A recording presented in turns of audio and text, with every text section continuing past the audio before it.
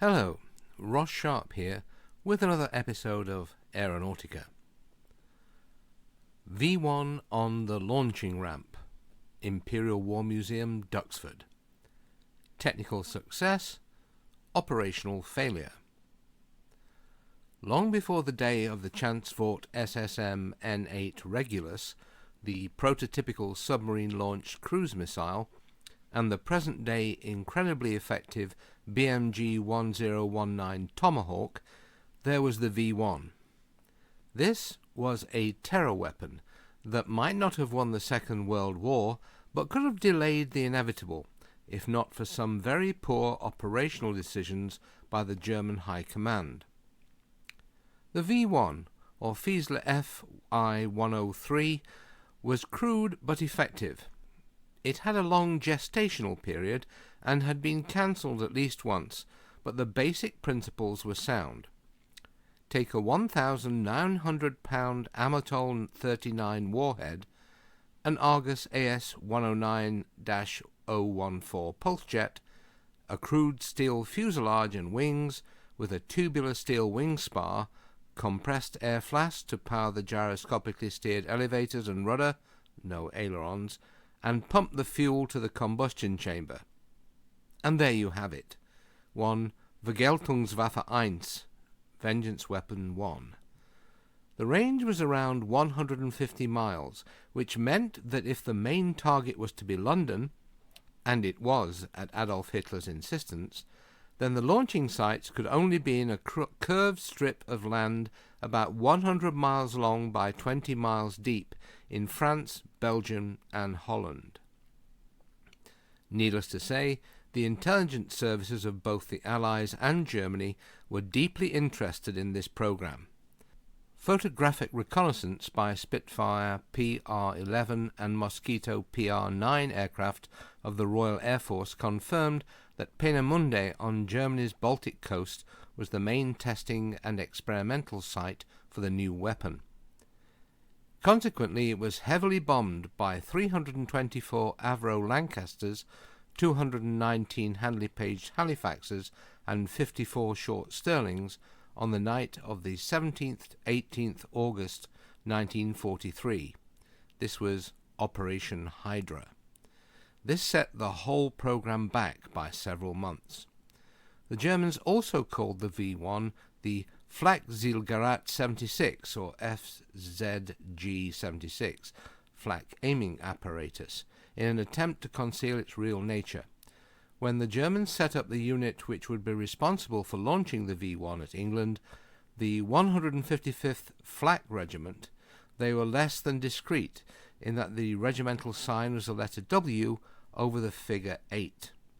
The CO of the unit was Oberst Max Wachtel, and since the German for 8 is Acht, this meant that the tracking the movements of the unit's vehicles by the French resistance was fairly simple. Soon, ski sites, long inclined ramps surrounded by bunkers and storage buildings, began springing up along what became known as the Rocket Coast. Since they were built on a fixed heading, it was easy to work out that the target was London, and a campaign of attacking them, Operation Crossbow, began. However, the targets were relatively small, and as one Typhoon pilot recalled in Flight of June 29, 1944, they are fitted with 10/10ths flak. As the V-1 campaign rose in intensity, over 100,000 homes in Britain were damaged or destroyed by the 27th of June. The defensive response altered. Flights of fighters were vectored onto what Flight magazine had initially called the aerial torpedoes when they were far out to sea.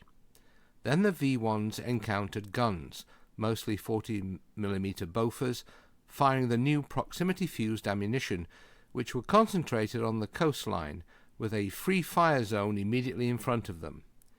Behind this was a fighter belt, where the fastest Allied fighters available, P-51 Mustangs, Hawker Tempest 5s, Spitfire 14s, and the few Gloucester Meteor 1 jets of No. 616 Squadron, Royal Auxiliary Air Force, were allowed to intercept the incoming divers, the code name for the buzz bombs.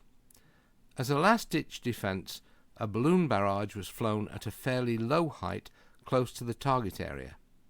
At night, Air Defence of Great Britain used de Havilland Mosquito night fighters, which were also capable of catching the 350 to 400 miles per hour V-1. These Mosquitoes were fitted with heavily boosted Merlin engines, used 150-octane fuel, and had specially strengthened nose cones to withstand the extra stress. When the surviving static sites were overrun by the advancing Allied armies, the Luftwaffe took to air-launching V-1s at night from under the wings of Heinkel HE-111 H-22 bombers of KG-53, based in Holland. These were aimed across the North Sea in the general direction of cities in the north of England, at London, and also at the newly freed port of Antwerp in Belgium. Here we can see a preserved V-1 on a shortened launch ramp, exhibited at the Imperial War Museum, Duxford.